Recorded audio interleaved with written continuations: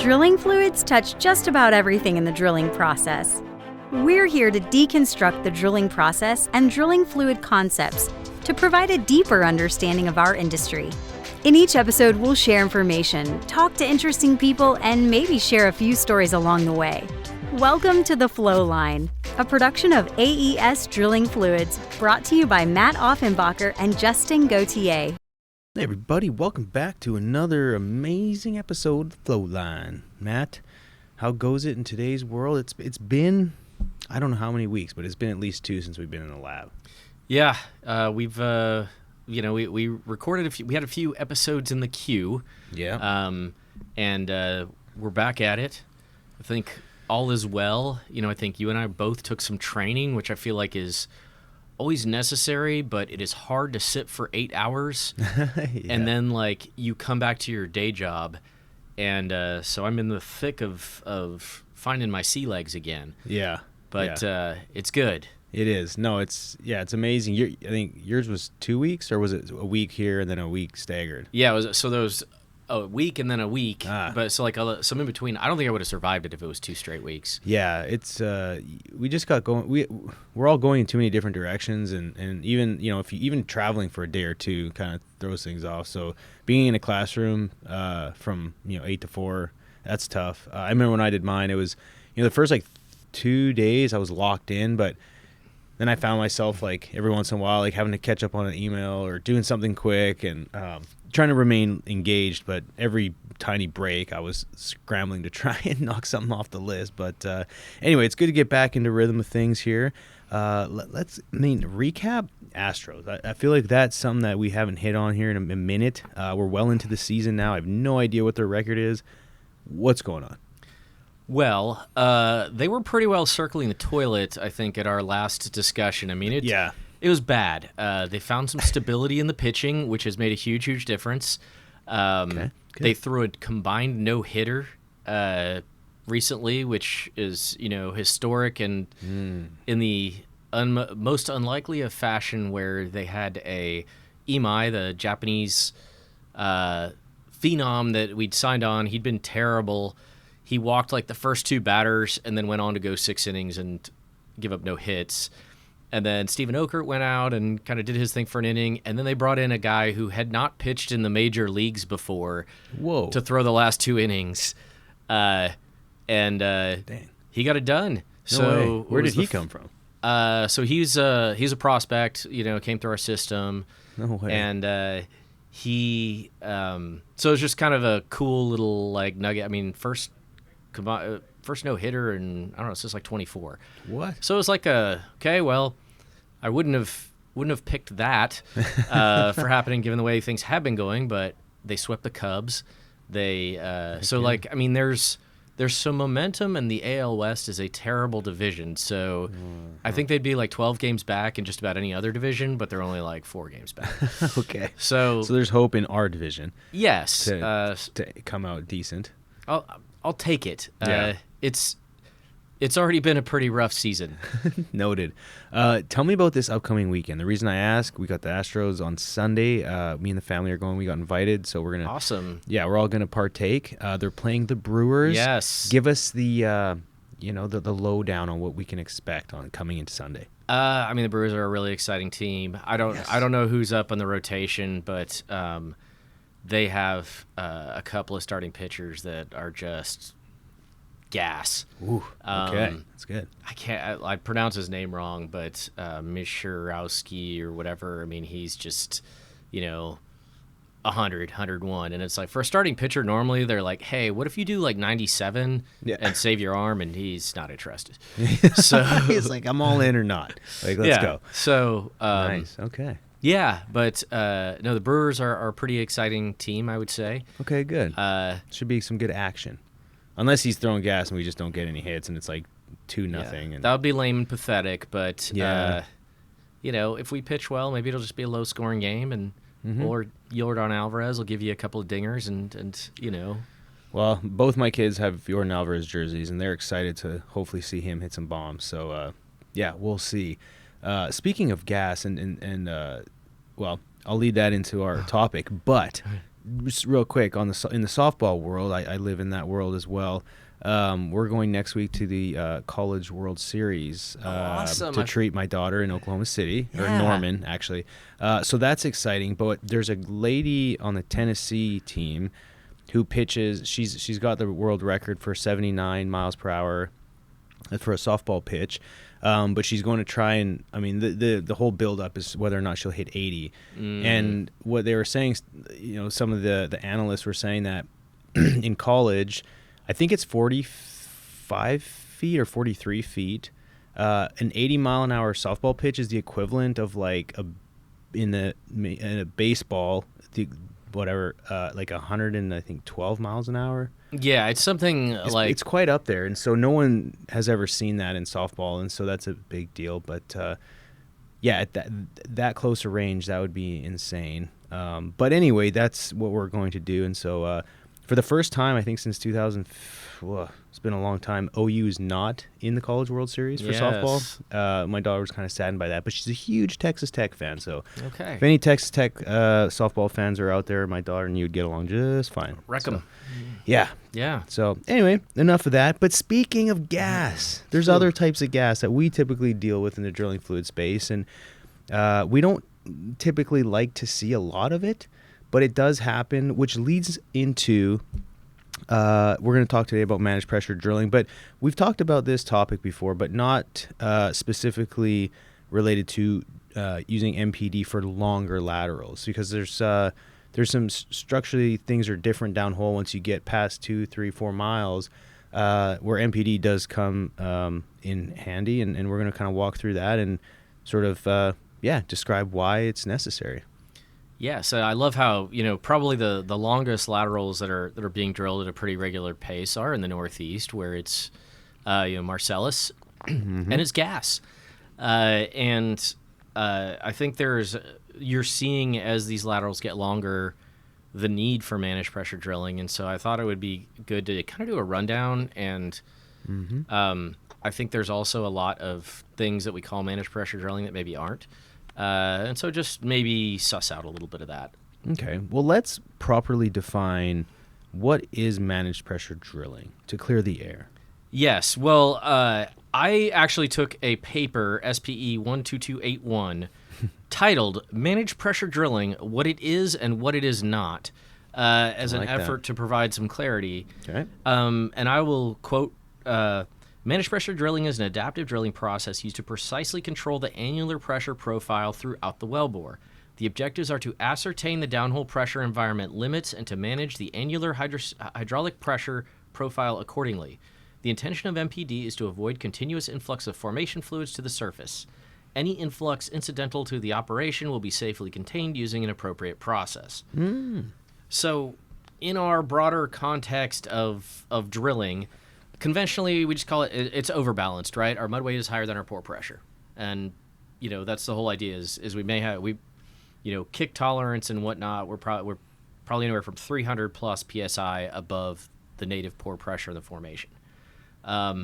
Granted, a lot of our pore pressures we would be talking about, if you're just drilling shale, there's not a lot of permeability to move that stuff. But, nevertheless, the other thing, any of our listeners may be drilling some chalk wells, under balance, below pore pressure. So now you're actually letting formation gas, for example, make its way into the wellbore, and you're flaring it at surface. You've got a choke. But your mud weight is below the pressure of those formation fluids. Managed pressure drilling is right in between. So you are trying to match the pore pressure. You're threading a needle, per se. And this is, usually you're using a rotating control device, RCD. You have a manifold. You're applying back pressure. You're continually, taking your mud weight. You're checking everything. That's more the context of what we're talking about. But like all these things, MPD has come out on land. It started out offshore, and they made it cheaper. And there are a lot of people who are like, we do managed pressure drilling. We pump a mud cap, and we have a valve in the string. Not the same thing. within the context of managed pressure drilling being kind of at balance and knowing that pore pressure and, threading that needle, and also just from an equipment perspective, there's a lot of poor boy iterations of these things. There's not necessarily anything wrong with those, but to kind of just make sure our terminology matches and the reason why we would want to emphasize that, want to make that clear up front. Yeah, absolutely. So Matt, really, let's kind of dive into it. What is MPD in a very conceptual formula? Well, think about your hydrostatic pressure, right? Pumps on, pumps off. Your hydrostatic pressure is what it is, right? But when we have the friction of circulating, viscosity, ECD, all that, those circulating pressures from cuttings, all of that stuff, friction, right? So that adds pressure so your ECD is higher than your ESD, if you will. Now, what I'm going to do with managed pressure drilling to get my bottom hole pressure is I'm actually going to add back pressure with the idea that, let's say I turn off my pumps. I no longer have friction pressure, but to keep pressure constant, I'll increase my back pressure. Right. But I can adjust that as needed, basically, to align a consistent formation pressure as my friction pressure may change, even if as my mud weight changes, I just adjust my back pressure to provide some consistency there. Yeah. And, there's going to be a fair amount of variability in the amount of pressure you apply to the formation. So MPD is going to help keep that more constant and consistent. Gotcha. Okay. So when we're drilling long laterals, why is applying a certain amount of back pressure important? As you drill further out in the lateral, you have more friction while you're circulating, right? Yeah. But your your hydrostatic pressure is what? TVD times 0.052 times the mud weight. Well, your TVD doesn't change. And so your hydrostatic pressure relative to your equivalent circulating pressure gets further and further apart. And so with all that extra friction, and the further we get, the more of that we're going to encounter. Now I'm applying a bunch of wellbore pressure, and then I make a connection. Turn off my pumps, screw the pipe together, turn my pumps back on. The deeper I go, and by deeper I mean further out horizontally, the bigger the swing is going to be between my static pressure and my circulating pressure. And so as I drill further out, this is going to become more and more emphasized to the point where I'm going to apply these really heavy-duty stress cycles on the wellbore, and it may be that is your formation can't take that. So a lot of times what we are seeing as many of our customers have gone from 4 to 5 mile laterals and even further, they're seeing more cavings. They're seeing more things they didn't see when these laterals were shorter. And the only real difference is the pressures that are being applied downhole. The mud weights haven't changed. And so in light of that, if you saw cavings, okay, well, I'll just wait up. Well, that can only make things worse if I'm still having this massive ECD swing, right? Yeah. So this is where MPD can really help make a difference by applying that pressure when I turn off my pumps so that the formation sees the same thing through and through. Got it. Okay. And so talk about, in contrary to a vertical hole, you talk about the pressure sort of difference if you're drilling just vertical versus, say, extended lateral. Well, if we drill a really deep vertical well, the advantage we have is our hydrostatic pressure kind of stays with us, right? So we have a circulating pressure. There's still a delta there, of course, right? Yeah. However, I get with my pumps off, I have a huge contribution of my hydrostatic pressure because my true vertical depth is somewhat similar to my measured depth. Yeah. From a just friction along the string perspective.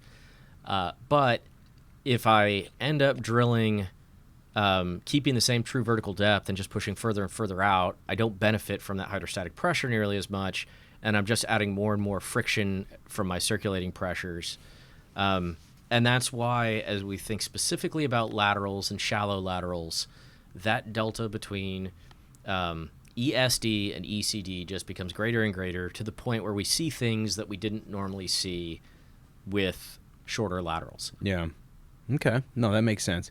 So how do we get the most out of MPD? Because I feel like a lot of times you're on a rig and you may have some comments that, it's out there and they're kind of using it, but they're kind of not. And so to maximize the benefit of using it, what are some key things we can own in on? I think a lot of this comes down to, first and foremost, as we started out, are you actually using MPD, or are you using MPD light and you're not getting what you expected because you were told MPD is this, and then you did something different and didn't get the outcome you were hoping for. Yeah. So if you're dropping the coin on a proper MPD setup, we want to make sure it's done right, which means having the right setup. Hydraulics are absolutely critical. Yeah. And this is, having the correct inputs. Remember, ECD is a function of hole cleaning. If we want to apply the right back pressure, we need to know what our ultimate ECD is with cuttings and everything. Yeah. Which means we need hole cleaning models. We need that reliability. And frankly, if I was going to do this on a, either a multi-rig or an extended campaign, I would spend the money on PWD. Not permanently if you're not comfortable with that, No. but at the very least, get a few good runs with the BHAs you're going to use in the well profile you intend to use. Get everything calibrated.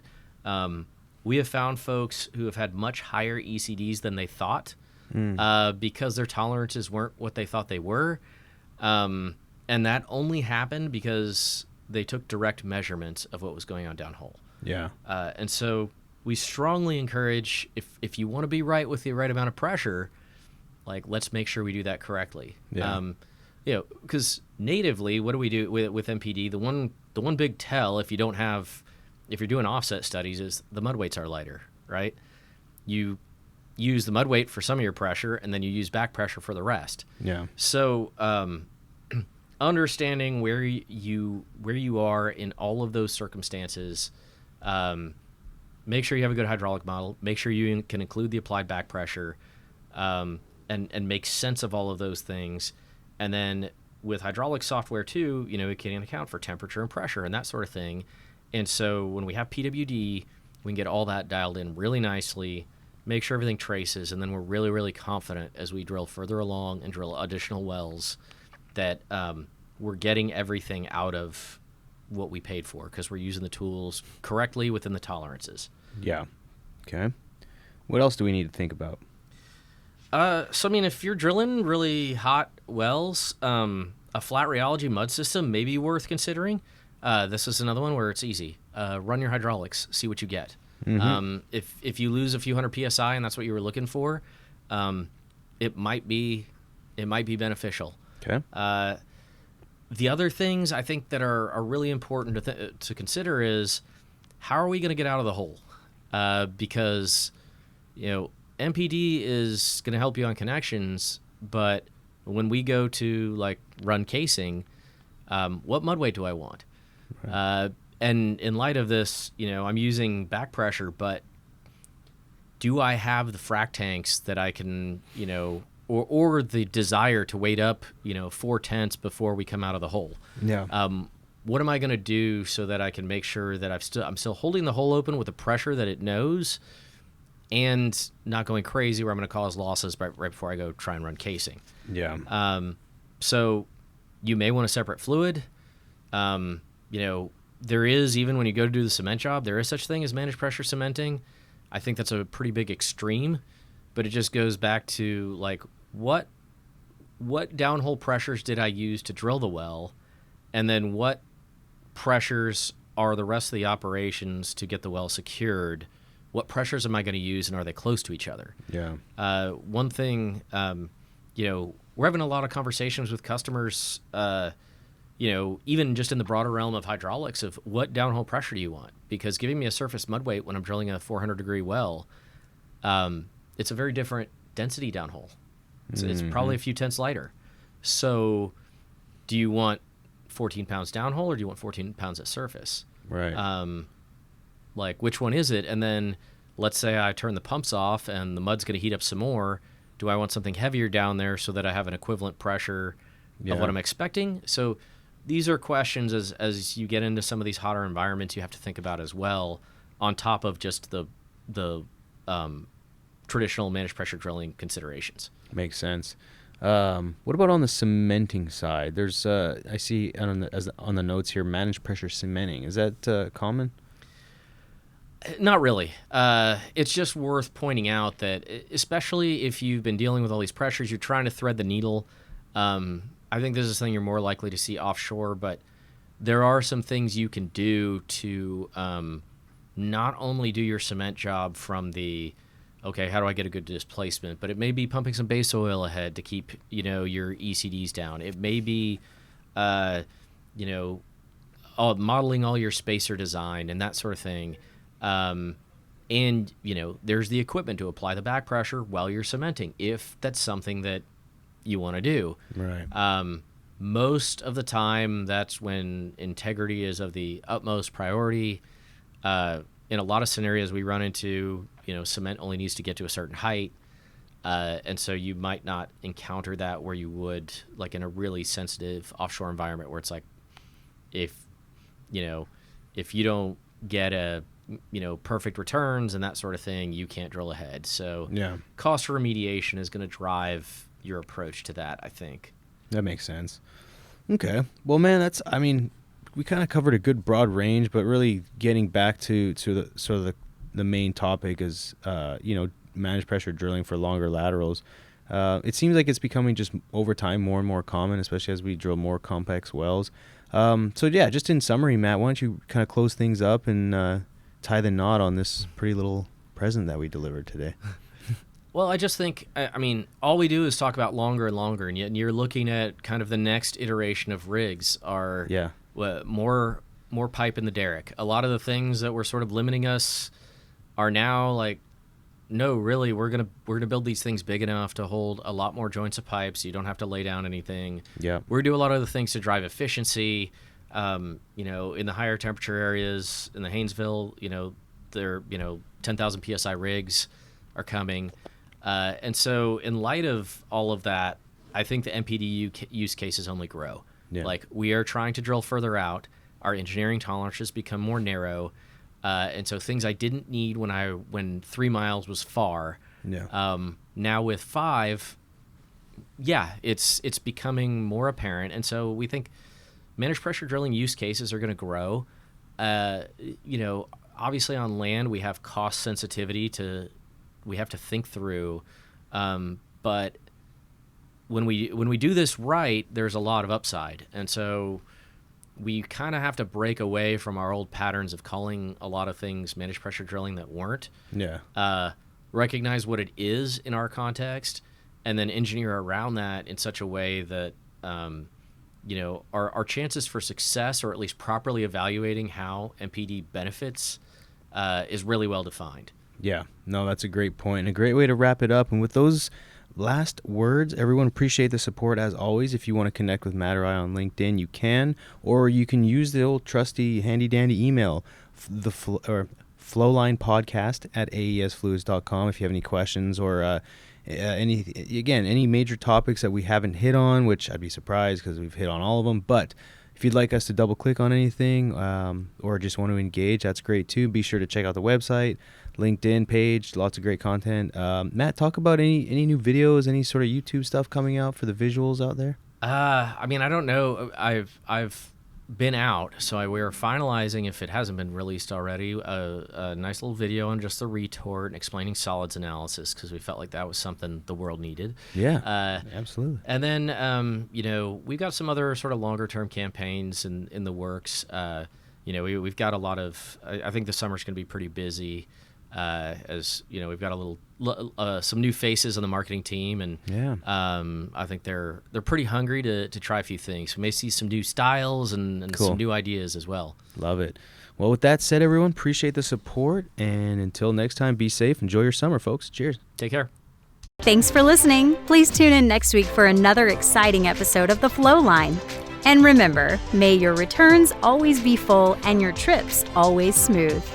Views expressed in this program belong to participants and not their employees. The program is for informational purposes only and cannot take the place of seeking professional advice. Copyright AES Drilling Fluids.